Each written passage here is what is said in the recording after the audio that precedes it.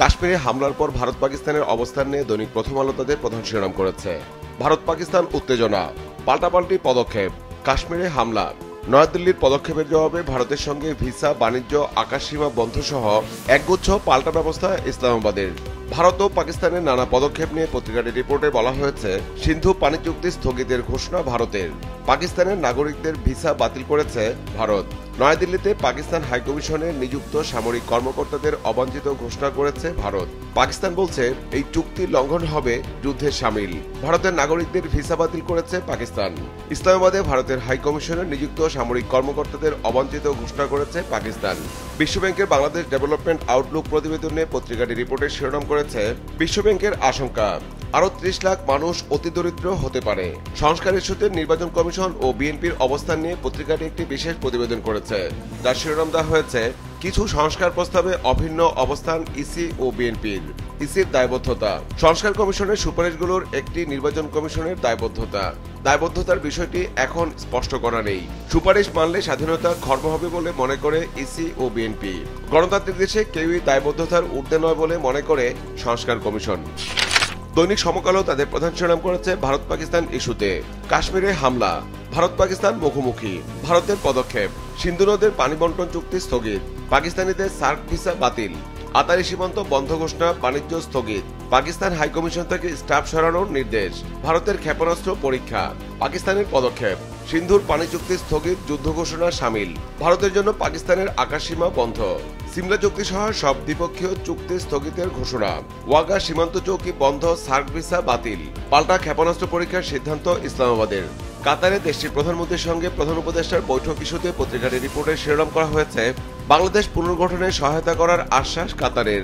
Doctor Yunus Sheikh Mohammad বৈঠক, কাতারে ব্যবসায়ীদের বিনিয়োগের আহ্বান প্রধান উপদেষ্টার।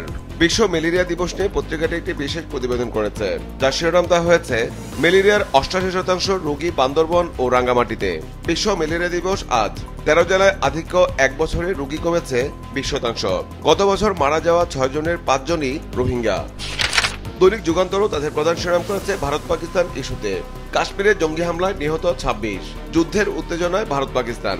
বিশ্বব্যাংকের প্রতিবেদনে পত্রিকাটি রিপোর্টে শিরোনাম করেছে, লুটপাটে আর্থিক খাত ভঙ্গুর, নির্বাচনের সময় নিয়ে উত্তেজনা বাড়তে পারে। দেশের বিনিয়োগ পরিস্থিতি নিয়ে দৈনিক কালের কণ্ঠ তাদের একটি বিশেষ প্রতিবেদন করেছে, যার শিরোনাম দেওয়া হয়েছে, আস্থা সংকটে বিনিয়োগে মন্দা, বিনিয়োগ কমে তলানিতে। ২০২৪ সালে বিদেশি বিনিয়োগ কমে ৫ বছরের মধ্যে সর্বনিম্ন এসেছে $১.২৭ বিলিয়ন। আগের বছরের চেয়ে ১৩.২৫% কম। চলতি অর্থ বছরের প্রথম ৮ মাসে নেট এফডিআই $৮২.৪ কোটি।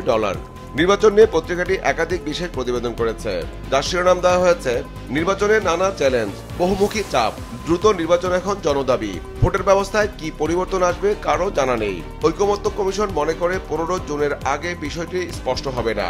একই সাথে পত্রিকাটি আরও একটি বিশেষ প্রতিবেদন করেছে, যার শিরোনাম দেওয়া হয়েছে, ভোটে এক্স ফ্যাক্টর ইসলামী দল। গ্যাস অনুসন্ধান ইস্যুতে দৈনিক দেশপ্রান্ত তাদের একটি বিশেষ প্রতিবেদন করেছে, যার শিরোনাম দেওয়া হয়েছে, স্থলে প্রথম খনন হচ্ছে গভীর গ্যাস কূপ। ৫,০৭০ মিটার গভীরে কূপ খনন করা হবে। এবছরের মধ্যে শুরু হবে খনন কাজ। ২৫ মিলিয়ন ঘনফুট গ্যাস উত্তোলন হবে। আগামী নির্বাচন ইস্যুতে বিএনপির অবস্থান নিয়ে পত্রিকাটি একটি বিশেষ প্রতিবেদন করেছে, যার শিরোনাম দেওয়া হয়েছে, নির্বাচন আদায়ে সব দলের সঙ্গে ঐক্য গঠনে বিএনপি। বামদের সঙ্গে চাচক্র এলডিপিকে নিয়ে বৈঠক, জামাতকে সমীকরণে আনার উদ্যোগ। দৈনিক বাংলাদেশ প্রতিদিনও তাদের প্রধান শিরোনাম করেছে, ভারত পাকিস্তান ইস্যুতে মুখোমুখি ভারত পাকিস্তান, উত্তেজনা চরমে, যুদ্ধের তোপ। আগামী নির্বাচন ইস্যুতে জামাতের অবস্থান নিয়ে পত্রিকাটি একটি বিশেষ প্রতিবেদন করেছে, যার শিরোনাম দেওয়া হয়েছে, পাল্টে যাচ্ছে জামাতের কৌশল, অন্য ধর্মাবলম্বীদের দলে ফেরাতে মাঠের শীর্ষ নেতারা। উপজেলা, জেলা, বিভাগ ও কেন্দ্রীয় পর্যায়ে চলছে মতবিনিময়। যোগ্য প্রার্থী খুঁজছে দলটি। কর্মশালায় অনলাইনে দেয়া বিএনপির ভারপ্রাপ্ত চেয়ারম্যান তারেক রহমানের বক্তব্য নিয়ে পত্রিকাটির রিপোর্টে শিরোনাম করেছে, তারেক রহমান, যে কোনো মূল্যে ভোট ও গণতন্ত্র প্রতিষ্ঠা করব। আগামী নির্বাচন আন্দোলন ইস্যুতে বিএনপির অবস্থান নিয়ে দৈনিক কালবেলা তাদের একটি বিশেষ প্রতিবেদন করেছে, যার শিরোনাম দেওয়া হয়েছে, ধৈর্য ধরে আবারও কৌশলে এগোতে চায় বিএনপি।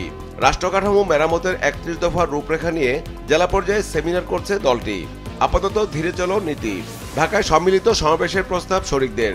তারেক রহমানের প্রাধান্য তরুণ প্রজন্মের চাহিদা। বিভিন্ন কর্মসূচিতে সক্রিয় থাকবেন নেতাকর্মীরা। স্বাস্থ্য খাত সংস্কার কমিশনের রিপোর্ট নিয়ে দৈনিক আজকের পত্রিকা তাদের একটি বিশেষ প্রতিবেদন করেছে। ব্যয়বহুল চিকিৎসায় স্বাস্থ্য বীমা, স্বাস্থ্য খাত সংস্কার কমিশন। শুরুতে 4 রোগের চিকিৎসায় বীমা সুবিধার প্রস্তাব থাকছে প্রতিবেদনে। ক্যান্সার, ডায়ালাসিস, কার্ডিয়াক সার্জারি, পক্ষাঘাতের চিকিৎসায় ব্যয় বেশি। বাংলায় প্রতিবেদন চূড়ান্ত করার কাজ চলছে, 2 সপ্তাহের মধ্যে জমা হবে। বিশেষজ্ঞরা বলছেন, জাতীয় স্বাস্থ্য তহবিল ছাড়া বীমা বাস্তবায়ন সম্ভব নয়।